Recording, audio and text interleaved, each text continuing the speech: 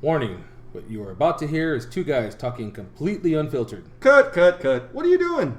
We don't do disclaimers. The show's called Totally Unprofessional for a reason. I'll see what you did. You're wasting our intro time. Yeah. Start the show.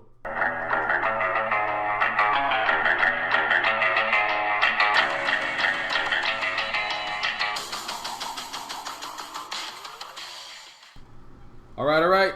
Welcome back. Episode 23, just like Jordan. 23. I was going to say like Eric. Eric's in his, well, let's say, be nice and say 60s. That's the old man that plays basketball with us. Yeah. If you're listening, Eric, there's nothing personal. You're old. You're still a baller. Nothing goes by. Hey, they paid Grandpa respect on the floor. Oh, yeah. He's the only one. Oh. Yep. That pretty much. Jesus. They give all those young cats a bunch of shit. They give him all the respect. That's what's funny. Anyways, interesting weekend. I was out of town all weekend again. Took my son up to Sonoma. We went up to Sonoma to see Fluffy, Gabriel Iglesias. If you've never seen the guy, you definitely got to see one of his shows. It is arguably the best stand-up comic going today. I can't think of another guy that would be close to him. I watched some Comedy Central. My co-pa's a real big Comedy Central guy, so he always letting me know who's up and who's funny. This guy easily has to be the best stand-up comedian right now. He's reasonably clean. I'm not going to say he's clean, but he's funny. And from what my understanding is, none of it's scripted. It's all free flow, so that makes it even better. Engages the crowd. He's looking left, looking right, looking deep into the audience. I mean, really, really good entertainer. I would definitely recommend it. If you have a chance to see him, you see him. I think he's going to be in Modesto, what I tell you, October. Late October. It's worth the money. I only paid $40 a ticket for these.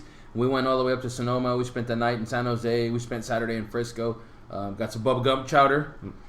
Not a chowder fan, but whatever. Clam chowder's good. I'm a clam chowder clown. We had some other, Manuel and his friend had another dish too. They were pretty good. So Manuel had fish and chips. Oh, there's a good call. His buddy Isaac had spicy shrimp. Oh man, it was pretty good. Not gonna lie. Is it battered or is it just open? It was open, but it had like some kind of special seasoning. It was good. Sounds good. It was good. A little greasy for the kid, but I told him, hey, let me hit that, man. So he threw me a piece of shrimp. I was like, man, that was pretty good. Bubble gums. Can't go wrong. But that's what I did this weekend. What'd you do? Watched the Red Sox-Yankee series. Made sure that that went well, minus David Price not doing his job, putting them away. The 200 million man not doing what he's paid to do. They play until they get paid, right? That's like a universal thing deal. for athletes, right? That's usually once you get paid, you shut it down so you can get some longevity to get your contract played out now. Yeah.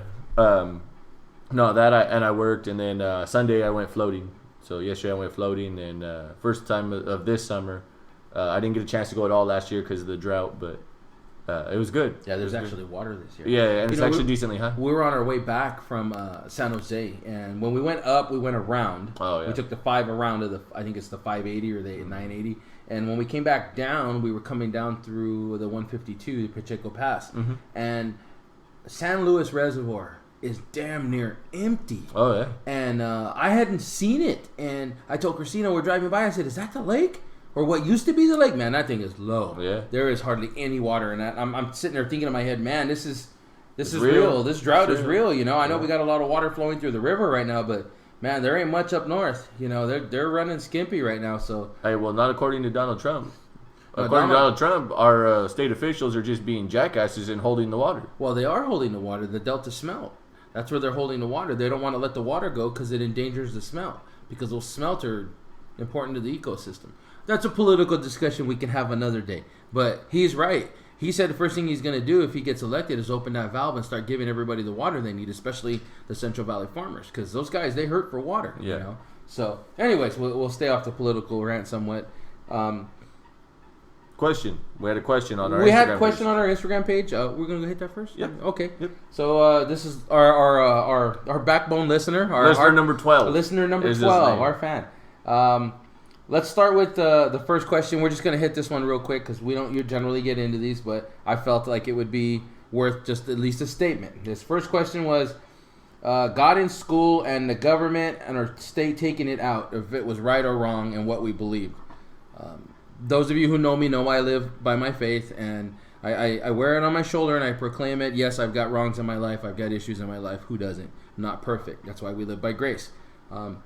The reason the statement I wanted to make with this was I believe that the state's actions to slowly remove God from things within the school was the first step they took in removing other things. Yes, I believe that God should be in schools, but to me, that was the government's first round of watch us start taking stuff from you.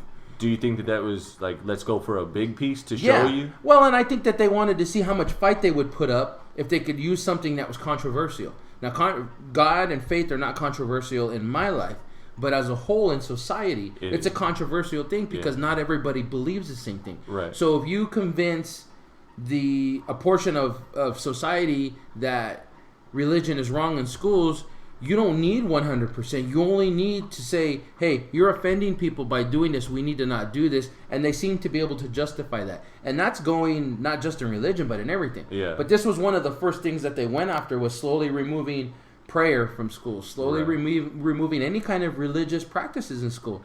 Now, there are some exceptions because there are some instances where they're letting certain religions teach certain things. Right. That's what's wrong because they've basically told any kind of Christian-based... They're dictating what can and can't be They're dictating what can and can't be taught. And that's what's wrong with it, is that you either...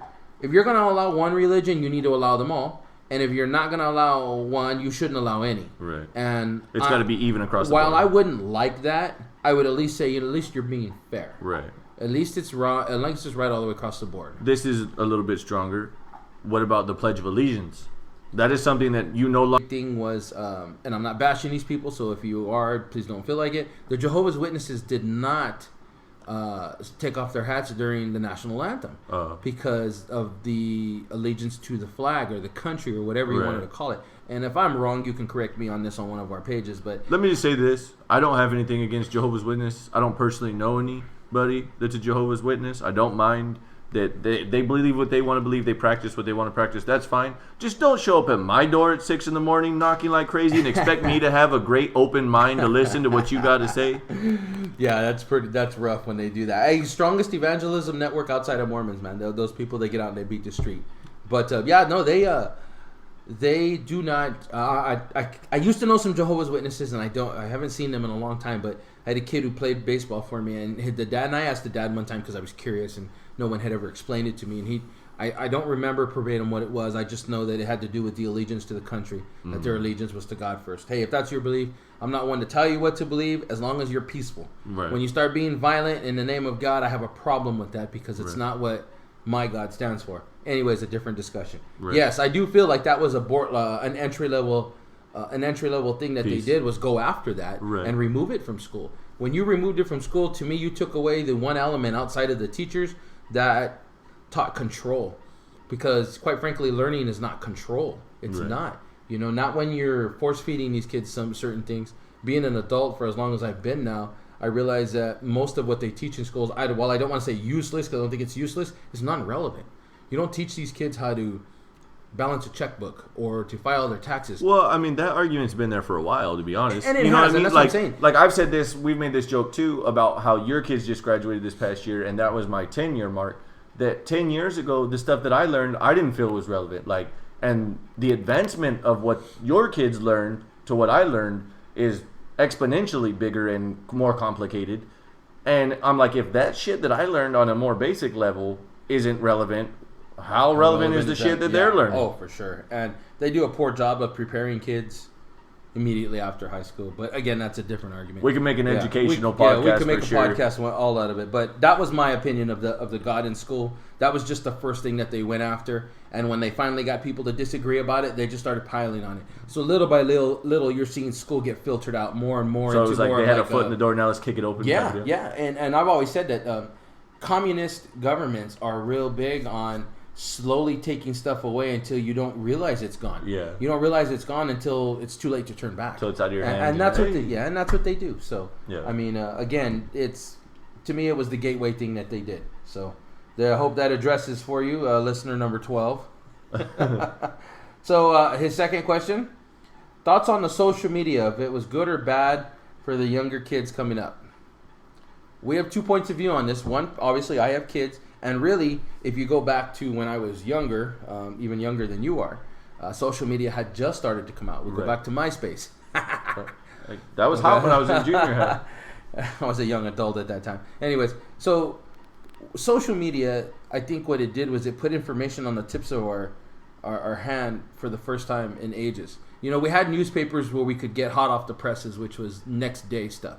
And social media, I mean, man, you see people broadcasting live now. Yeah, the live that streams. one guy that got shot in a car, his girl was sitting next to him live streaming on Facebook. I mean, you're getting stuff literally in the second that it's happening. How's it affecting the kids? I think there's some positive, and I think there's a lot more negative, though. Yeah.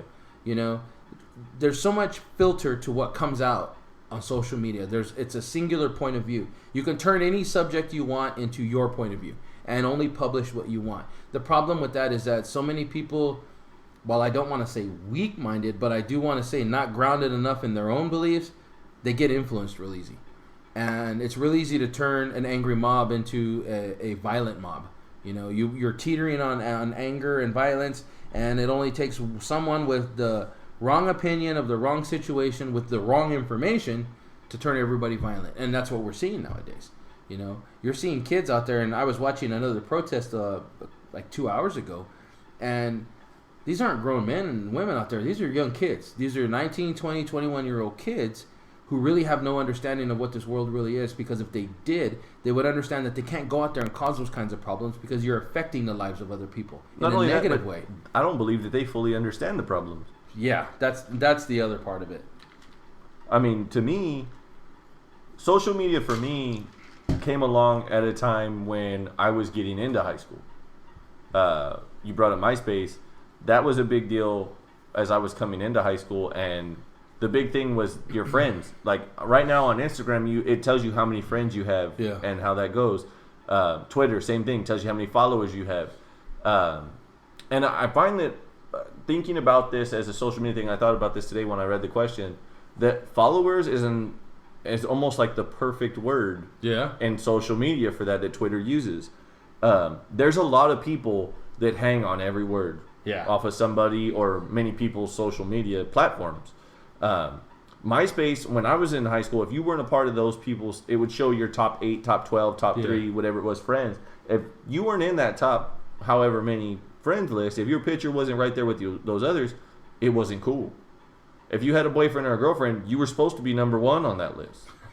You know, there was a lot of that. And as I've seen social media grow and stuff like that, I brought this up yesterday to a friend of mine I was having a conversation with who's in between our age, and we were talking about it, and I said, you know, I felt like there was a moment where I became the older guy. That not in a crowd of like hanging out with younger kids, but being around younger kids as we are as coaches, you hear the vernacular that kids use. You hear the words that are popular and the phrases that are popular. And at some point, I just looked, and I've had this conversation with you as well, where I just looked at you and went, are these kids, like, mentally challenged? Like, are they dumb? Like, when did these words become cool? They don't make sense. One of the biggest words you love to make fun of is bae. Bacon and eggs, baby. Because that word is ridiculously stupid. I mean, I've been on this planet for 28 and a half years. And I never once thought I'd get to a point where I'd be like, you know what? That word's just dumb. Because I say bro, I say dude, I'll say man, you know, stuff like that. But when I say stuff like that, when I say, oh, hey, you know, that you hear somebody say that's tight or that's, you know, that's dope, people look at you like that's an ancient word. Yeah. Oh, yeah. And it's not. Like, that's, you know, that word did not become popular till too long ago, you know. And I think that it's interesting now that because, like, going back to the MySpace thing and bringing that full circle, that's a lot of what is relevant now with these kids in high school and in that age group now, junior high to high school, that if you're not you're not following me here, or you don't like my pictures, it has a lot to do with popularity. It has a lot to do with kids' psyche, more so than anything else. They don't feel like they're secure. I mean, they're kids. They don't feel secure in their ways, and especially at an age where they're growing. Their bodies are growing, and whether you're a dude growing a beard and getting tall and lanky and awkward, or you're a girl that's coming into her own, as maybe you were the ugly duckling that turned into the beautiful swan. Like, these kids and their correlation to what people think of them on these social media platforms is completely negative. Yes. You know, I feel that so many kids hinge on how many likes they have, how many friends they have, those kind of things. And it's that negativity right there, just alone in that, I feel like outweighs the positive. Having media and news at your fingertips, whether it's sports, actual, newsworthy things, stuff like that, having access to famous people or celebrities, if you will, pro athletes, all that stuff is amazing. And I'm not going to lie, we've pointed it out on here with Chris Cyborg liking our podcast, or photo from the thing. I had DL Hughley like one of my photos on my personal Instagram. I get excited about that stuff, yes, absolutely. But I don't sit there and I try to write them back and try to say like, oh, well, maybe they're going to have a conversation with me, as if they give 2 bits about a guy who's on Instagram. Yeah. I feel the same way about these kids. They post a picture of themselves, a selfie or whatever, or, and then they look at it and go, well, I only had 100 likes and she had 200 likes. Yeah. I'm not as good as that girl. That's not true. That's not true at all. And, one of the things that I did 4 years ago was I shut down my Facebook. I quit using Facebook altogether because I felt like the garbage that it produced was not worth it. Oh, and it's gotten way worse. Well, which brings me to this. I bring that up because today my brother and my mother, who is going to be, I'm going to say your age on the podcast, Mom, because you don't listen, 56 in September, she's like, I'm done. It's just the garbage that shows up on there is just shit. Like, it's not relevant to why I started using it. I knew this 4 years out. Like, you could see the drama that it brought. You could see, and I knew in that way that it meant nothing. Now, I didn't know, like, from the ad platform and how they were going to try and correlate people's rhythmic patterns on what they like and don't like and try to show you other people's stuff that you're not even friends with. But I definitely saw it ahead of the curve, to say the least. Like, turn, where it was going to be like, this is more trouble and drama than it's worth, because it's just and I've said this to you when it comes to Instagram and social media in general, because I stick to Instagram. I have a Twitter account, but I only use it to get like sports news and stuff like that, like following things up to date, because it's like you said, it's right there instantaneously. And I've always said that it's not about how many followers I have or how many people like my pictures. I'll post a picture. I've seen kids, literally seen people and grown people like post a picture and only get a handful of likes and then take it down because they're like, it didn't get that many likes. Like, I could wait and post it again later at this time or this and get more likes. It's like, you give a shit that much about what people think about liking your photo. Your mental sanity teeters on those likes. That things. And I think it's interesting because there's so many kids now that have this.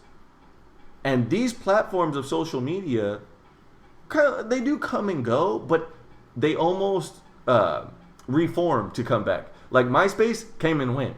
Yeah. Well, guess what? Then came Facebook, which was all MySpace was a shorter form and a less professional version of Facebook. You had picture backgrounds on there, whereas here you have a regular background. You don't have like a bunch of childish things on there where you could do it. Facebook was the next professional level of that. It was an adult-driven MySpace is all it was. Yeah. And once people started jumping, it was like, oh, this is kiddie stuff compared to this. I'm going to jump to this.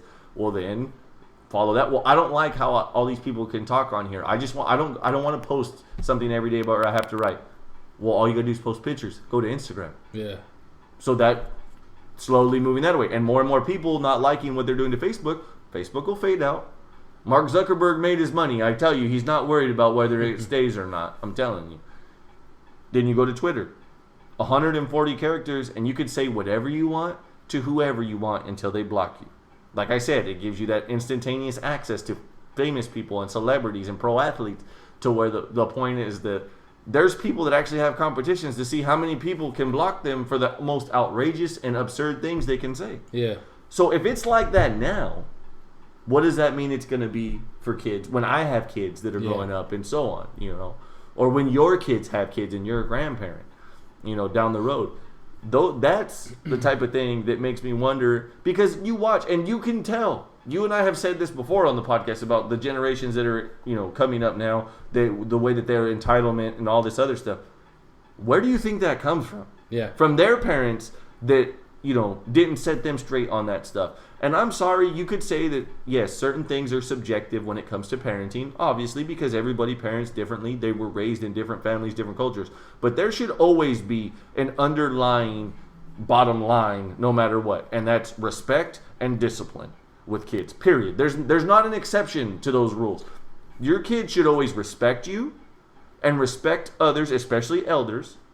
And they should always have the discipline, and they're kids, so when growing up it's going to take time, but they should have discipline to where they understand the rights and wrongs that happen with mom and dad in the family. Yeah.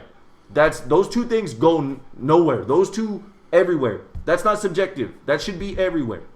I've told the story on this podcast before about a 7-year-old kid who went to a swap meet with his mother, didn't get a toy that he wanted, told his mom, "Fuck you." That's not acceptable. Yeah. Not by any stretch of the imagination. Or it shouldn't be. And one of the problems is that these first generation of kids who were kids when MySpace came out, you're seeing the lack of discipline and respect. You're seeing the lack of, where I was going to go with it, was the social skills. All of a sudden, I didn't have to get up and go see my friends, and go talk visit to my them, friends, face to or go face. talk to them, or even pick up the phone and call them. Yeah. You know? Most people nowadays, when you call them, they're like, "What the fuck are you Why are you calling calling me me? Why for? didn't you just text Is there me?" an emergency? Yeah. Did something happen?" Yeah, it's something that's disappeared. I mean, it's funny when I tell my girls would ask me how me and their mom used to communicate when we were younger. I'd be like, "Yeah, we'd spend hours on the phone," and they'd be like, "Hours? Yeah, land phone. You know what a landline is? You mean like the one that plugs into the wall?" Well, yeah. I'll do you one better than that. I used to have to hide the second landline in the house so that way it wouldn't wake my parents up when it rang when I got late night phone calls. So, yeah, and the social skills to me is one of the bigger ones because you learn how to interact with everybody, not just your friends or your family, but everybody, strangers. One of the biggest things I think is wrong with society in general. If you look at these 20-year-olds who are out there protesting, they don't know how to interact with people. They don't know how to respect police officers. They don't know how to respect other people in general. This blatant disregard for life in general is disturbing. Yes. They don't have an appreciation for life. Not just your own, it's an appreciation for life. Yes. The understanding that those cops that got gunned down in Dallas and Baton Rouge, okay? I'm not going to sit here and try and blow smoke up anybody's ass and try to tell you that every cop is good. There are bad cops out there. I'm sorry. And man, if you're a bad cop, I hope you never pull me over because I don't want to get my ass whipped. But there are bad cops out there, okay? Because there are bad people. It's just the way this world works. But not every one of those cops is bad. I saw a Facebook post earlier about one of the cops that got killed in Baton Rouge the other day. He's about his post. About his post. Yeah, I saw that. And you're I read sitting that there today. and you're watching that and you're going, that's someone's son, Yep. someone's father, Someone's someone's husband, brother, someone's fault, husband. yeah. I mean, who in their right mind is going to kill an innocent person like that? It takes a real demented mind to do that, okay? Someone with a real personal agenda. Yes. Now, I'm not going to sit here and throw out Black Lives Matters and they're at fault. You know what? Everybody's responsible for their own actions. But when you start to fan a flame like that, a disregard for life, I know there's bad cops, but you can't clump them all into the same. You don't like being clumped into one group of bad people. Well, don't clump the cops into This it. kind of ties together with where I was headed with the social media kids thing, and then you bringing up the disregarding for lives. I don't know if you read this, but it hasn't been a huge story, but I read it online. A girl who was I want to say she was like 17, 18, something like that. She was killed, strangled to death in the Middle East by her own brother. And people are applauding this because it was called an honor killing. I was going to say, was that the one that committed adultery or something? No. Okay. This young girl posted pictures that to him and their family were risque and dishonoring. Now, they do show some of the pictures in the article, and they're like in her in like a bikini or her in like yoga pants showing off her ass, like bent over a counter, like reaching for something. I get it. They are provocative pictures, yes. But does it warrant the idea of killing somebody for dishonoring what you feel is a family or what you believe is your family name? No. I'm sorry. And this goes back hundreds of years in the Chinese and Japanese culture of dishonor and things like that. You could be shunned or even killed way back in the day in those cultures for dishonoring a family name. Do you hear about that now in those cultures, in those countries? No, not so much. No. Not unless it's on the down low, or it's like, the family's into something bad. This to me was interesting because it said that the brother saw the pictures and that's what led to him strangling his sister. That it wasn't he heard about it from somebody else or that he went and talked to her and then it was over, like, this is why I'm doing it, it's promotional. People are saying, and I don't mean people as in adults, I mean people as in kids and young women, are saying that this young girl is inspirational because she knew the dishonoring factor. Didn't know about the dishonor killing, but the dishonoring of what could be her family name and her possibly being in trouble for doing so and did it anyway. Because she wanted to feel comfortable in her own skin. She wanted to feel like, you know, I'm okay with being me. Mm-hmm. And in many young women's eyes, that was inspirational. But to her brother, all he saw was, you're doing something bad that's against our culture. It's against our family's beliefs. It's against what we stand for as a family. And it's called an honor killing, where if the family turns around and forgives you, you're not charged with anything. And in many cases, because it's a family member that does so, like there has been cases where strangers have killed other strangers and said it's dishonoring to their family, like a friend of the family killed somebody in somebody else's family, and that family forgave him or her, and they've gotten off and walked scot-free because of the forgiveness. Wow. Because in that country, oh, well, did you dishonor our name? Oh, okay, yeah, they did. Well, you did it because that you had our back. You're free to go. Yeah. Wow. That to me is one of the most extreme cases. Yeah. By far that I've ever heard or read about. But that's, I mean, not to say the honor killing thing is where it's headed, but the idea that because if somebody does something that you don't like, that you can impose what you believe, what you think. Like, how many of these girls do we see us being into fitness and training and being into healthy type stuff? How many girls do we see post pictures of damn near their ass hanging out or them in skimpy gym clothes, stuff like that, and then turn around and go, oh, I don't understand why guys stare at me at the gym. And then they try to get off by saying, oh, well, I'm just showing my progress. That's their hook to get out of there. Yeah. You always know when somebody takes some shit serious. Now, granted, when you do a bodybuilding classic, tournament or a competition, as we've seen, where you get all bronzed up, which for you ain't got to worry about no bronzer. You're already good. I got enough color. That when you get there, that the women are in bikinis and high heels, and that the men are generally in some sort of speedo or tight shorts, sometimes even a thong, depending on how intensely it is. But you also understand that they're looking at muscles, judging people. Yeah. Yes, but you're looking at muscle definition. You're looking for things. These are expert judges looking at somebody for something specific. Yeah. You're not looking at it. People don't walk around ass hanging out, boobs hanging out, dudes walking around with their pecker in a Speedo going, look at me, look at what I'm doing in the gym. Most people that are serious about these types of competitions post things like, this is what my workout was today, I'm super sore. Or they post one piece, like if it's an arm, like it's your bicep and triceps, or it's a quad showing the definition in the quad cut up. Or they're showing the exercises that they're doing in the gym. And they're showing you their spread as far as what they're taking, their supplements and their food and that type of stuff. Very rarely do you see somebody seriously into training and competition that is out there showing their ass and showing their body half naked and going, no, it's just a progress pic. It doesn't mean anything. Yeah. Really? Because what does your significant other think about that? Like, if I'm a dude and my girl's into bodybuilding, hey, that's great. But if you're showing your ass on Instagram or Twitter every other day going, this is another progress pic of another week, but I'm not hanging around for that. I'll tell you what, I told you, a cousin of mine, his girl is... Oh, yeah, the trainer. She's a bikini competitor. She doesn't do that. And, you know, I follow her on Instagram. She doesn't put progress pics because maybe she'll post like a pre-competition pic. Like, this is what I'm wearing for the thing tomorrow. You know, stuff like that. But, I mean, like those constant pics of, look at this, look at that, look at this. They're not there. Yeah. Someone who's legit in that is not like that. Yes. Straight up, just like you said. You know, and so many of these kids look at, and here's a problem that I see with this, is that so many of these kids look at social media in, whether it's a famous person, whether it's a bodybuilder, and as in like something, a field of some sort of career that they would like to pursue. You know, early on in the early days back when we were growing up, it was what you saw in music videos and stuff like that. Those were the things that made you go, oh, I want that. I want to live like that. Yeah. Now it's social media. You're watching what you think when you're looking at a social media page is somebody else's life. Yeah. I want that. They're not appreciating what they have. They're not appreciating what's right in front of them or what people around them as kids are doing for them and putting them in positions to succeed.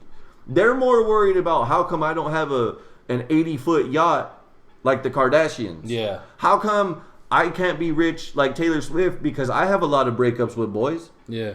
You know, all that shit becomes more and more relevant to them in the sense of that's what life's like when you do this. Yeah. No, what you're seeing is a photo or a minute-long video of someone's day. A small glimpse. You're not seeing the shit that they went through to get there. You're not seeing the shit that they are going through now that they're there. Yeah. You know, I guarantee you there's a lot of people that work their ass off and are very deserving of getting the spotlight and the position that they have. And if they just showed you what that looks like every day, nobody would follow them. Yeah. Oh, definitely.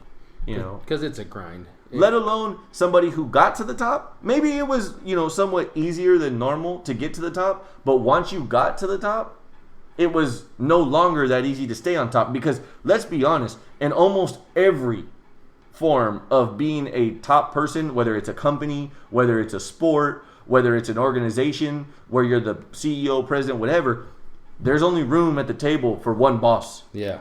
And guess what? When you're that number one boss, everybody's shooting to knock you down. Oh, yeah. Nobody shows you that struggle. Nobody shows you what that like. They only want to show you the benefits of being the boss. They want to show you the rewards of being Yes. out there. They don't want to show you the work. You know, the headache.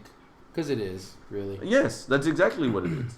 You know, so to me, you know, to answer what it's going to be like and what we think it's going to be like for generations to come, to me, it's going to take something to snap these kids out of it. That it's going to take a generation of parenting to go, yo, all this stuff went to shit real fast. Yeah. It didn't go anywhere. No. So we need to step back here and go, okay, this is where the direction I need to go. Because right now on MTV, it's more prevalent to be 16 with a baby on the way so you can be on TV and make money than it is to get your ass in school and get your education and get a degree and actually make real money and support your family. Yeah.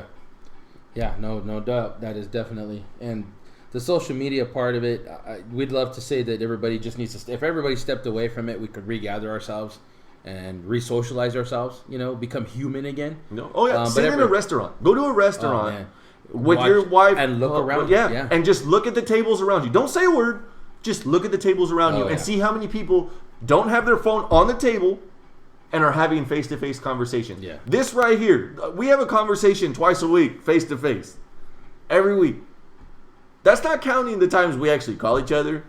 That's not counting the times that we see each other, whether we're playing basketball or whatever. Like, there's times face-to-face where we've seen each other off and on. You can tell the people that are from that time frame. Yeah. Big time. Because there's times where, we'll text each other like, hey, man, we need to get this done. Or, hey, this is an idea I have for the podcast. We're working. We can't talk. I'm in a meeting. Can't talk. Hey, I'm still working right now. Trying to get shit done. Can't talk. But by and large, when we need to talk about something or we need to get something clear, it's a phone call. Oh, yeah. And it could be like, I could be in the middle of sending you a message back and you call me. Hey, I know you're texting me, but hey, it's easier just to talk right now.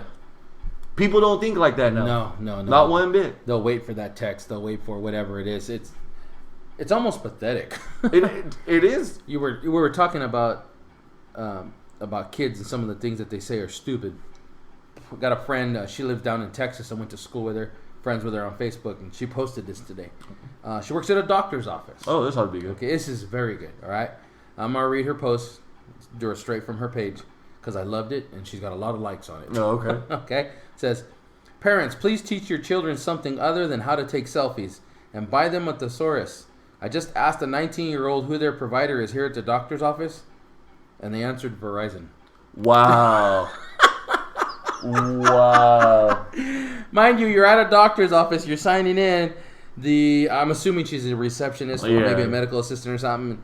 She asks who the provider is, and they say Verizon.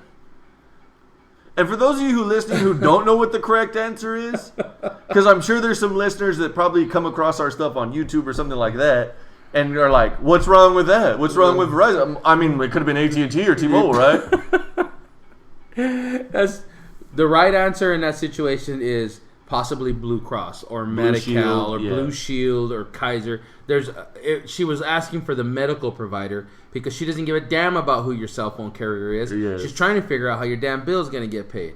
And you're at the doctor, okay? That's funny. So it's funny. I saw it today and I read it at work and I started laughing and everybody around me is asking and I couldn't catch my breath quick enough to recite it because it's the funniest thing to me, you know? The mindset of he thought his phone was what was important in that instant, you know? And this is what's funny is I find that We're pulling kids in two separate directions. Yeah. That when you look at school and education, we pressure these kids to know so much that doesn't mean shit when you get in the real world.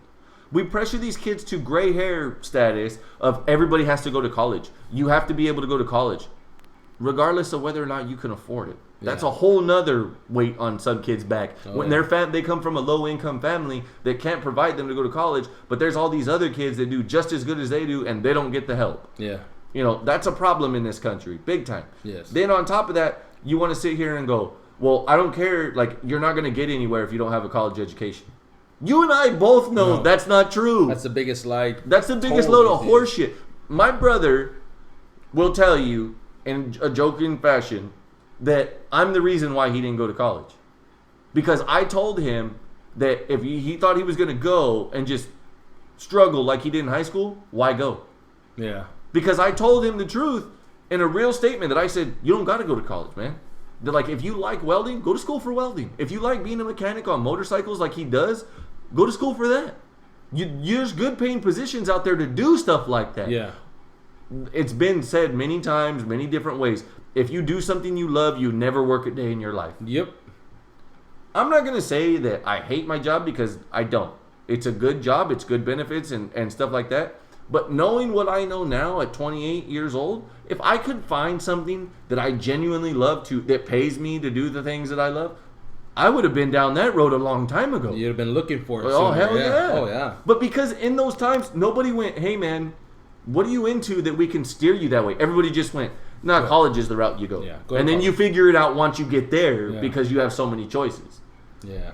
That's not true. No. As your daughter's going through this. And She just finished her first year of college. Yeah, and she struggled her first year, and that was the whole thing. Was that I told her, you know, make sure whatever you're going to do that you want to do it, because you're not going to a JC, you're going to a university, and that shit. One, it's not cheap. Yeah. Two, you have siblings here, so every time I make a college payment for you, Somebody's losing out. maybe not somebody's losing out, but I'm making do somewhere else. Something's coming out of somewhere else. So you can't just sit there thinking that you got time to waste and money to waste, because there's not either. There's never enough time and there's never enough money. So don't sit there and do that, one, to yourself, two, to your family, you know? Because if you don't know what you want to do, you're better off staying home, maybe going to a JC. Maybe you know you want to go to school, but you don't know what you want to do. You know what? A university is not the place for you, because you know what? You are going to waste money and you're going to waste time on something you could have gotten for a fraction of the cost at a JC. Right. I mean, because we had one actually enroll in JC. She decided not to go, but the bill was, holy cow, like 1/12 what it was to go to a university for the first year. And pretty much the same class layout. Yeah. That's the funky part, you know?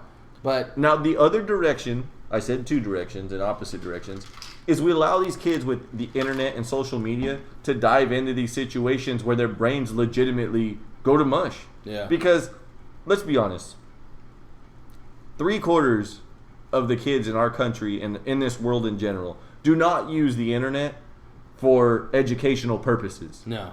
They start off, we've done it as grown adults. I've talked about this on the podcast, where you start off looking at a YouTube video on like a how-to or something, and you wind up going into this rabbit hole where I wind up watching videos on tiger attacks. 2 hours later, I realize I'm still sitting there looking at tiger attacks going, did I learn how to do something right now, or did I just watch 2 hours worth of fucking tiger attacks? You know, like, I mean, and a lot of kids fall into that real quickly, and then they go back to that. Yeah. Which goes back to what we said way back at episode 2, where we talked about the live streaming of adult movies. Yeah. That you can find your way there real quick. Really easy. That's something that very easily hooks young men in the 13 to how. I mean, I don't think that number really stops. I don't think it ever ends. I mean, there's not a real it starts number. at a point. It's got, Yeah. I think you could find a definitive start point, but I don't think it ever really ends. No. You know, and I mean, those are avenues that the internet is most used for. Yeah. I mean, it's not a lie. It's not, oh, well, kids Google how to figure stuff out. I'm not saying they don't, but I guarantee you they search more porn than they do on how to fix something or how to figure something out. I guarantee it. Yeah. I mean, we use the internet here when we're podcasting to check, when we're telling a story and there's an article that we read, or we're looking at a post that we read, we go back to make sure that we read it back right. You know, and stuff like that. We use that on a constant search, but that's like a fact check. Yeah. It's something along the lines that it's useful in an educational purpose. So what we're giving the information out that it's correct. Yeah. You know, I guarantee you there's not a whole lot of kids that do that. You know, the post itself, give your kids the source. I never had a cell phone until I was a sophomore in high school. There's kids now that are in sixth lower grade, than that. fifth I grade. know kids that are in second and third grade that have cell phones going, call mommy when you're out of school. Tell me where you're at so you can come, or text me and I'll come pick you up. Because parents are too goddamn lazy to want to drive and wait for their kid at the school because of all the traffic. You know? Yep. I mean, that's the directions we're going right now. Definitely the directions we're going. So, listener number 12, I hope you got your response. Yes. Mushed kids' brains might be the best way to straight Sum answer. that up. Yep. Sum that up. Yeah, there's a lot of distractions that go on with social media, and it's not getting better. Dumbing people down. Yeah. Well, if you're a conspiracy theorist, you believe the government's a big deal to do with that, and they throw stuff out there. And I got to give credit to Bill Burr because he's a comedian, for those of you who don't know. And one of the things that he brings up, that he's not a big dude into conspiracy, but a few years ago, one of his bits in his act was about that, about how the government dumbed people down. He's like, there could be a bunch of shit going on where, and I don't remember what the disease he brought up. I think it was like swine flu or something. He's like, and people be like, oh my God, swine flu. And then there'd be a commercial be like, oh, well, who gives a shit? There's a new McRib on. That's where it's at. Oh, I got to give me one of those fucking McRibs. Like, what, were we talking about something right now? Just talking about something. Yeah, so the dumbing down of America. One kid at a time. Right. One generation at a time, it seems like. Yes. So. Where are we at on time? We're all right. We got like 20 minutes still. Beautiful. 20 minutes, all right. well. So, getting into some sports stuff. We want to get the caller question out of the way so we can get into some good sports stuff too. We want to make sure that we do stay true to where we started with this whole stuff, and it was sports. It always has been. Big topics right now in sports. Still don't know what Brock Lesnar was popped for. That hasn't been announced yet. Now, you said his sample 2 tested, right? No, they have not. John Jones sample tested. Okay. Not Lesnar's. All right. They confirmed, they gave the names of John Jones supplements, which were estrogen blockers, as we said. So he's facing 2 years. His hearing is tomorrow. Was when he meets with the Nevada State Athletic Commission. Is there any chance that they look at this and say, well, he's cycling? I mean, that's what happens when you cycle. Or was what he did legitimately considered an illegal activity? Because of USADA's ban list and it being so deep, that's considered an illegal activity. Oh, wow. It's not the UFC. Yeah, people misunderstand this and think, oh, the UFC's the one that's suspending him. No, not. It's the doping agency. It's USADA, yeah. So that's what I'm saying. I mean, if these guys know that these fighters, they take stuff like that because they know. They're not stupid. They know they take it. His words were, I told the people that I deal with to write this stuff down, and they did. That I didn't think that it was relevant to do so. Well, you made your bed. You're going to lie in it now. Yes. I mean, that's just what's going to happen. So he's facing a 2-year suspension minimum. Maybe it'll be an old comeback in a couple of years. Yeah. As I said, Brock Lesnar's, they have not announced what he was flagged for. There was somebody who came out and said that when he fights in Minnesota and stuff like that, when he does his training, that he has breathing issues. And that he takes, I forget what they called it, but it's something equivalent to Adderall. And if you know what Adderall is, it's because you know somebody or you yourself have asthma or breathing issues. Yeah. So that's what they're saying, that he got popped for some sort of form of that. It's Provental. Is that what it's called? Yeah, because Janessa takes it. I want to say that's what it's called. It's some sort of form in that realm that they're saying, that guy was saying, no, I trained with him. This is what he got busted for, but he doesn't need to take it in Nevada because his climate issues with his breathing there are not a problem. Huh. So, and then somebody came out and completely discredited that and said, that guy doesn't train with us. He doesn't know what he's talking about. Wow. So, not real sure there quite yet on what's going on with Brock Lesnar. One thing I did want to get to talk to you about, because we've talked about this in the past, in the relevance of CTE and brain issues. Mm-hmm. I don't know if you've heard, but Dale Earnhardt Jr., who is a NASCAR driver, missed his second race this weekend for concussion-like symptoms after having a wreck 3 weeks ago. They're saying that this is a big deal because his issue right now is he's dealing with nausea still and balance issues. there's a whole other can of worms. Okay, so to be a little more specific here, if you've done any research on the concussion issue in sports, there is a difference in concussion from, say, football to racing, where you get in an accident, to UFC. Yeah. You know, there's different kinds of concussion. There's your direct brain trauma, which like boxers and UFC fighters will suffer from. Even the NFL fighters, NFL players. Mm-hmm. There's just more of an indirect contact, only because they do have that protection on there. It's not such a sharp shot to their brain, Mm-hmm. you know. And then the accident is a whole other can of worms, because now you're starting to talk about a whiplash onto the spine and maybe, you know, additional injuries to the spinal cord, not just the brain itself. Right. So with Earnhardt still experiencing symptoms, Earnhardt Jr. still experiencing symptoms, you're going to wonder if there's something else going on with him other than just the concussion. You know, those accidents that those guys get into, they're doing 200 plus. And you can imagine the kind of whiplash that they're actually going through when that happens.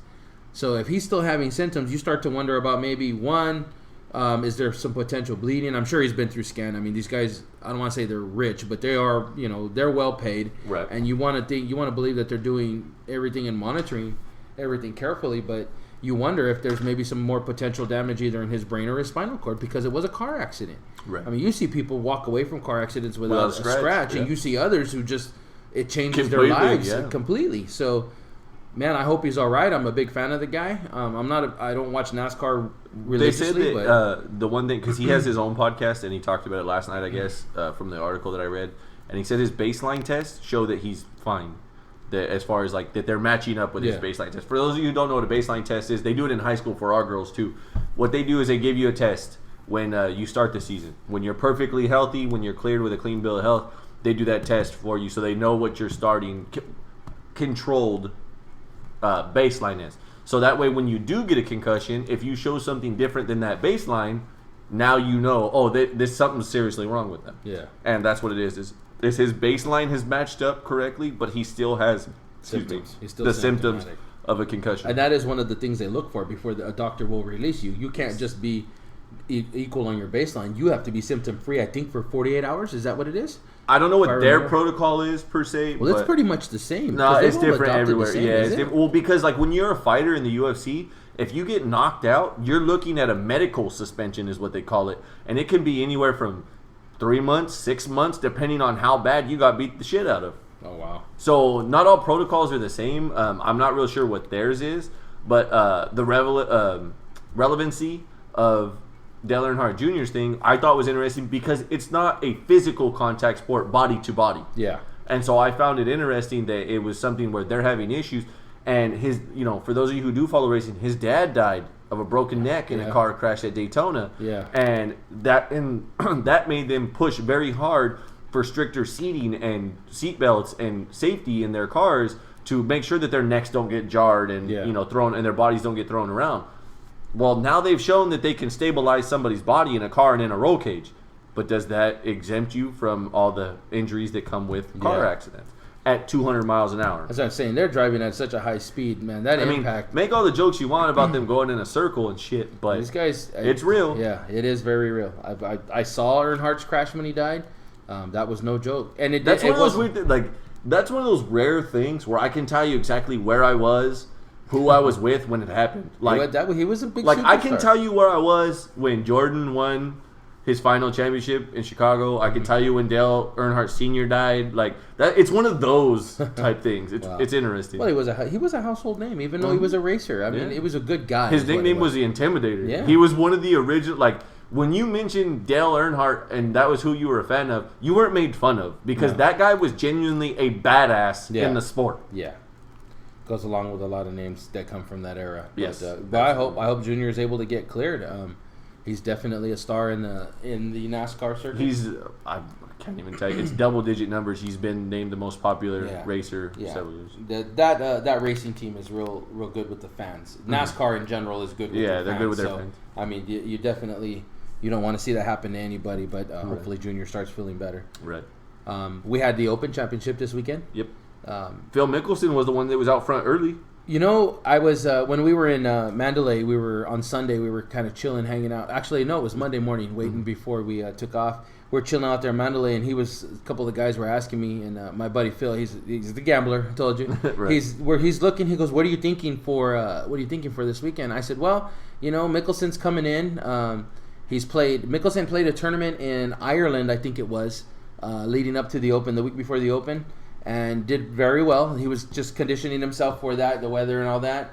When he came through, he was pretty much a 3-round leader. He had a 1-shot lead going into the last day, if I remember right. Mm-hmm. And I didn't get to watch it, but I was following it on ESPN app. One of the things that nobody saw coming this week, just so you know, and Phil will back me up on this if anybody ever doubts me. I actually had I took Bubba Watson at a 40-1. And when my buddy was asking me for a couple of picks, I said, I like Bubba Watson only because he flies the ball a long way. But I also liked J.B. Holmes, who happened to finish in third, by the way. Albeit, I think, like 12 shots back or something like that. But Stenson and Mickelson were on a different planet this weekend. Mickelson shot a 63, I think it was on the second day, or first or second day. Stenson shot a 64 or 63 the last day.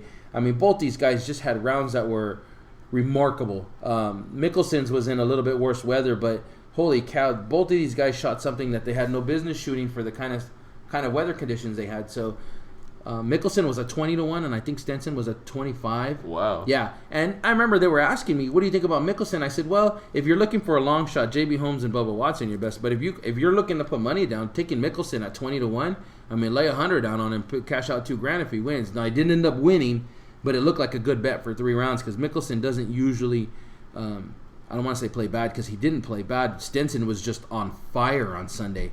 And congratulations to him. This was his first major. Held it through. FootJoy's coming through with all kinds of discounts over the next 2 days. So if you're looking for shoes or gloves, go to FootJoy because Stenson's one of their boys, and he's definitely slinging all of that stuff all around. But bad weather, 3 days. Decent weather the last day. Yeah. It finished around 10 a.m. our time. I was in the hotel watching the last. Okay. Last the 3 one holes. shot that I did see, I didn't see anything of it other than a highlight on ESPN. It was Phil Mickelson's chip shot that lipped the hole with the flag in it. Yeah, that guy anywhere around the green, 15, 20, 25 yards, he's just, you look for him to make those shots regularly. He's a master with that wedge in his hand. He's always been. It's been his strength forever. His downfall is usually his driver. He tends to get a little wild. But like I said, Stenson was just on point all day Sunday, all morning Sunday here. He couldn't miss. And when you're playing that good, you deserve to win because you're going to finish it out. And Stenson's got experience, so I didn't look for him to falter. I thought maybe Mickelson would throw something. He missed that eagle putt on 16 that would have put him within 1. Actually, I think it would have tied him. No, it would have put him within 1 because Stenson birdied 16. But holy cow, what a swing! I mean, and then here's a good just recall for you. So they come up to the 18th tee, right? And the announcers are saying, they're saying he just needs to take his favorite club out of the bag and hit it so that he doesn't get in trouble. So he takes his 3-wood out, which is Stenson's best club by far. He's better than his driver. They say, okay, he shouldn't be able to get to that bunker. That bunker's, I think it was 320 from the tee box. Hit his tee shot with the 3-wood, 304 yards. Just long. I mean, he had to have been amped. That's the only thing you could think of. He was just juiced because excitement, Juiced adrenaline. in the literal sense. Hey, you never know. They test their. Do they test it? They do test some, but they're looking for specific things. Yeah. Their test isn't as broad as some of the other ones because Vijay Singh got popped for PEDs one time, I think, and that's the most recent one that I can think of. Badger Milka. Yeah, probably. But Vijay Singh, for those of you who know your golf, when Tiger Woods came into the PGA, he talks a lot about fitness, and when he first started. He did Navy SEAL training, though. The only 2 guys that were into fitness when Tiger came in was him and Vijay Singh. Mm-hmm. He always talks about seeing Vijay in the gym. It didn't look like it. Well, I'm gonna tell you what, man. The guy's like if you look at Tiger Woods, you can be like, I can see that guy in the gym. Now Tiger will tell you, Vijay wasn't about being ripped or anything. It was just about strength. So he was always strength training. We both know when we strength train, we don't really define a whole lot. Right. But you do get strong. I mean, you get strong as an ox. So I could see Vijay being. Having a real strong core, especially the way he turns and stuff for his age. Right. So, again, Tiger talked about it when I've seen a couple of interviews on ESPN where he says, yeah, when I first came into PGA, I was the only one in the gym, and I would see VJ in there, and we were the only 2 that took it to this level. Now you got guys like, you got athletic freaks like Dustin Johnson. I mean, he's one of the ones that you think of. He's been on Fitness Magazine. He's been on Golf Fitness. Of course, he's married to Paulina, who's a fitness expert. So you think of a lot of those young guys. They're all athletes in some type. But yeah, congratulations to Stenson, first Claret Jug. I'm sure he'll win another one. But both cats in their 40s. How do you like that? Right. Left all the kids in the dust, man. Good for them. Spieth was at the bottom half. McIlroy was at the bottom. I mean, it's fun to watch the old guys play some good golf. It gives me some hope. As we roll into the last week of 2 weeks of July here, and August comes around, preseason football. Oh, 2 more Sundays, baby. 2 more Sundays. As we get into that, today, I don't know if you, if you saw today, Arian Foster got a new deal. Yes, he did. Signed a 1-year deal with the Miami Dolphins. Yeah.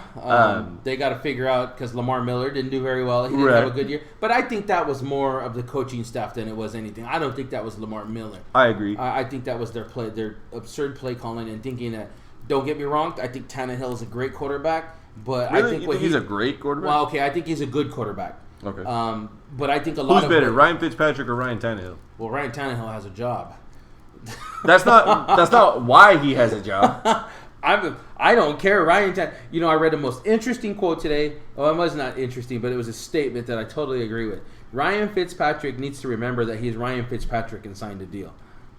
They didn't make the playoffs last year. Right. Okay. Now, I said it last week. They're a playoff team with him there. They're not without him there. Right. Because you're not going to bring anybody in that has the chemistry with Marshall. Right. We all know what kind of cat Marshall is, all right? We saw him with Cutler.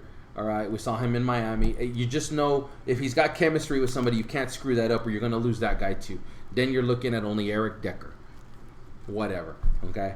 But, again, Fitzpatrick doesn't have a job. Tannehill does. At what line do you draw what you feel you are valued at to a organization versus how you see yourself going, I just need a job? That's the interesting because question. that's where he's at. Because I don't feel like he's here. being over the top and going, hey man, I just want a fair deal. Like if I'm with you guys, I'm a playoff team. And anything can happen in the playoffs because football is unlike any other sport. And when you get to the playoffs, it's one game. Yeah. You don't get a series again. You don't get to lose one and go, it's all right, we'll come back the next game. And he has the history of not being able to win that critical game. But in New York, has he shown that? Yes. He lost Week 17 against Buffalo. They needed to win to get in. It was there for them, and he couldn't deliver. Okay, now. So you're gonna go off one sample. Now I was gonna say. Now, can you base everything off of that? Everything off of that game? No, you can't. You have to take it as a whole. They had a decent season. Marshall's first year. Decker. There's pieces there. You need to at least give him a fair 2-year deal, and see what happens after this year. Or give him a 1-year deal, or you got to be fair to the guy, because in fairness, the guy did mean a lot to the team. Right. Now, Fitzpatrick, like I said, at some point, you got to remember you're Ryan Fitzpatrick. There's nobody else beating down your door, buddy. If New York does not sign you, and it looks like they're going to roll the dice with Geno Smith, whatever consequences, whatever they're going to be. You want to talk about two people who came out of college and you're like, dude, these guys are the next Michael Vick. E.J. Manuel and Geno Smith. And boy, could they not be farther from the truth. Again, the gamble of the quarterback in college football. Which I would like to say for the record, the way that they try to change Michael Vick at the end of his career is what cost him the end of his career. Yeah. Oh, yeah. I agreed. 100% agreed. They stopped using him the way, if you stop and look at the way they're okay, so this is going to be in the next 2 or 3 years with Cam Newton are going to be interesting because he's either going to continue to be the player he was, or he's going to try to change himself into the player he might not be able to be. I don't think he needs to. And I say might not be able to be because at some point his style is not good for a quarterback. He takes hits at a certain age. At a certain age, at a certain point. When we see a certain age, at a certain point, you're not going to be able to take those kinds of hits that he's taking. Okay, a la Tim Tebow, who's now vanished. Okay, I disagree with that. Well, because they didn't let Tim Tebow be Tim Tebow. I don't know if I agree with that though. Like if you put Tim Tebow in the shotgun and run the spread like you do for these other guys, you can't tell me that the 49ers didn't cater to Colin Kaepernick. You can't tell me that the New York Jets didn't cater to Geno Smith when he first got there.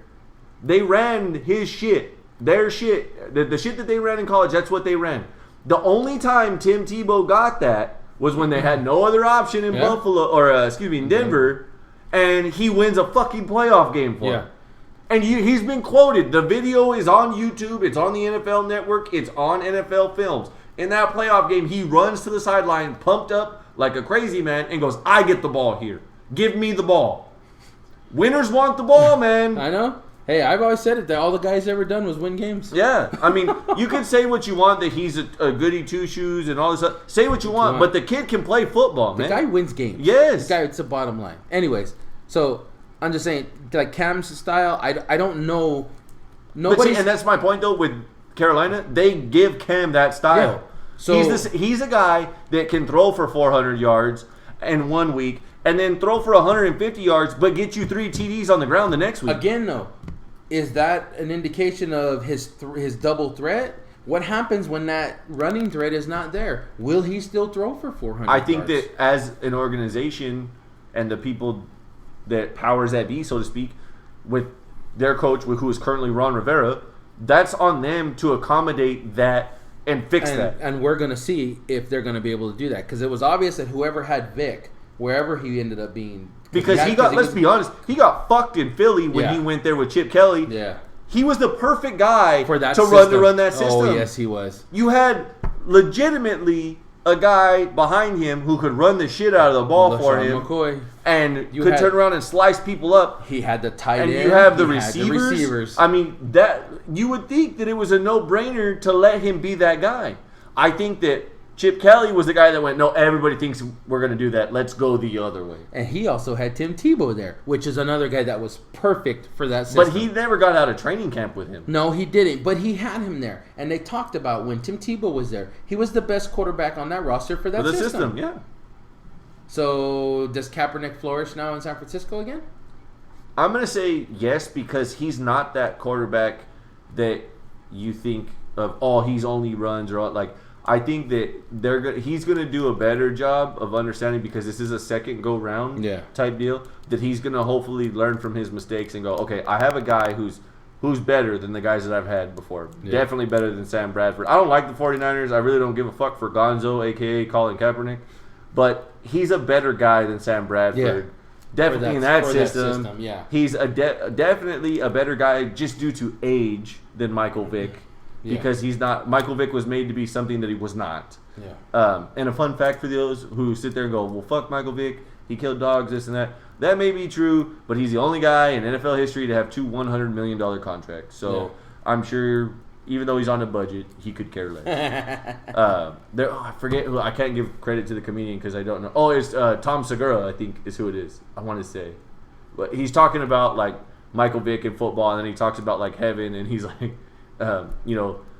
what happens when Michael Vick gets there, like to the gates, and he's like, St. Peter's there and God's there, and he's like, come on in, Mike. The dogs are waiting for you. And he's like, wait, the dogs? No, I'm gonna go ahead and stay out here. I'm gonna go ahead and wait. Wow, that's disturbing. Yeah. Anyways, well. But yeah, to me, that I thought was something that it's... Yeah. So Fitzpatrick, if you're listening, sign the deal, baby. Get back to New York. They need you. You need them. It's a perfect fit for both of you. And quite frankly, I'm not about to really sit here and say someone should sit out for $10 million instead of $5 million. What the hell is wrong with Ask your Bengals how that works with Carson Why don't you Palmer. come and work my job, and I'll go throw the football and run around like you. I'll be the guy on the practice squad that's the hit dummy for $100,000 a year. I'll do that. Yeah, that sounds like a good job, doesn't it? I mean, don't get me wrong. I don't want to be the guy cleaning jock straps at the end of the weekend. Oh no, I don't want to do that. But I'll be the guy taking hits all weekend. Fuck CTE. For that paycheck, I'll take the hits. There you go. I'll hold the ball. I'll be the dummy. Just let me fall. That's all I'm saying. And another piece of NFL news, which is really interesting, considering here's something that people I think are gonna, the correlation that I think you'll find funny, and maybe some of our listeners will as well, is the relevancy of what we're facing now when an extreme point of view in Donald Trump as a political candidate, and somebody having the wrong person having power, so to speak, is a lot of people's view on his stance on certain things. How that ties to Roger Goodell and the wrong guy having too much power at the head of a $9 billion entity. He is now, this has been confirmed, the NFL will be adding data chips into game balls. Although it will not give you a PSI reading in the ball. So what you ask is the stupid chip in there for is to detect velocity on kicks, velocity on throws from quarterbacks. It is essentially a data gatherer for teams. It is not relevant to any issues that they have currently had. It's Goodell without a brain. Without a brain? He's This guy should have never been the next guy. You want a model for what should be the guy who took over for the guy that sucked? Look at Adam Silver. True. He took over for David Stern and in 3 months had to face Donald Sterling in what was considered a big old catastrophe and what could have been a huge black eye for the NBA. And in 3 months, that dude was more liked than David Stern's entire tenure. Yeah. That's the guy that you want to have in charge. He looks funny. I mean, he's a bald dude with glasses who looks funny. That if you saw him at a party, you'd tell him, "There's no party here. You can go ahead and go home." He looks like that. But the dude knows his shit and is handling it correctly. Yeah. He's giving things an opportunity. He's willing to listen. He's willing to put things on the table. He's willing to back players up when players need to be backed up. And he's willing to stand for the NBA and owners when they need to be stood up for. He's doing a very good job. Roger Goodell has not done a good job from day one. No, agreed. 100%. Now, granted, I didn't know who Roger Goodell was until he took over. I knew who Adam Silver was because the NBA made it a deal to point out that David Stern had an end date pointed out and that this guy was going to be the guy that took over for him. I didn't know who Roger Goodell was when he took over in the NFL until he took over. I would say that most casual football fans did not. So to see this guy come in and just fuck shit up. Just There's no way to bury say it. What has happened since Roger Goodell has been in? The Ray Rice escapades. One. The filming of the practices by Belichick. Deflategate. Deflategate. Granted, you can't control other people's actions, but Riley Cooper using the N-word. I was going to say Riley Cooper. They also had the Mike Vick happened. That was the first one. That was the very first incident that he dealt with. Was that one? What else has he totally bought? Okay, the strike. We had the official strike. Actually had a strike or a lockout is what it was. It wasn't a strike. It was a lockout. What else did they screw up? Man, I'm gonna have to look. I'm sure there's. That's 6. Just what we counted off the top of our head. 6 major events. Not like, that shit comes and goes. That's a minor or a medium-sized thing. 6 major events that happened. And he hasn't got one of them right. No. Not one. No, he has not. Definitely has not. Just fucking up in life. Yeah, for sure. Shit. Well, so we're as we wind down here, we'll get into a little bit of wrestling here as we wind down. Tonight was the last official night of Monday Night Raw as a whole. They are going brand exclusive tomorrow night. They will be doing their draft. SmackDown goes live on Tuesday nights tomorrow night. So they will be doing a draft where each show gets to pick draft picks, and they will be completely segregated. They announced that Stephanie McMahon will be the head person on Raw, Shane McMahon the head person of SmackDown, and they will have a GM that will run the show for them. Those were announced tonight. Mick Foley is now the GM GM of Raw. Daniel Bryan is back to be the GM of SmackDown. So 2 great choices to be on TV, 2 great personas and personalities to be on TV. It should be fun to see where they go. They also had some guys fight that normally you're going to see this weekend because Sunday is WWE Battleground, which is why we'll have Gio back. We're going to talk about the draft after it happens. We'll talk about things leading into Battleground, which tonight, the main event of WWE Raw tonight was Seth Rollins versus Dean Ambrose for the WWE title, which ended with both guys' shoulders being down and it being counted 3. And you have one official who's saying that Seth Rollins won, and there's video footage that both guys are down. So it's controversial going into tomorrow night with the draft. So right now, they're saying Seth Rollins is the champion, although video evidence shows otherwise. So that's as of right now as we record this. Nice. So it should be an interesting day. If you're a wrestling fan, make sure you tune in tomorrow. If you have DirecTV, it's 5 o'clock. It'll be on the USA Network, channel 242. They've moved to USA now. That's part of their big deal. Like I said, they'll be live on Tuesday. If you like wrestling, there's wrestling like every night of the week Non-stop. now. Monday's Raw, Tuesday's SmackDown, Wednesday's NXT if you have the WWE Network. Thursdays is now TNA Impact on Pop TV. So 4 out of 5 nights a week you can get wrestling. Wow. And any other time you can have it on demand if you have the WWE Network. So interesting stuff. Tip of the day. I got a tip of the day for our listeners. One of the things that I do when we're going through a clean eating stage, as we are right now in this 8-week cycle of working out and training, I have an issue with having some certain vices. I've had it from the very beginning. You know about it. Is my love for fatty food and junk food. I'm 6'1.5", right in there, and so. When I grew up and I hit that growth spurt, a lot of what I ate was junk. I don't like a whole lot of greens. I say that salads are for rabbits. I don't eat that. And I had to figure out a way for myself when we started doing this series a number of years ago, how to get around that and how to get around those cravings and how to satisfy that with being such a picky eater.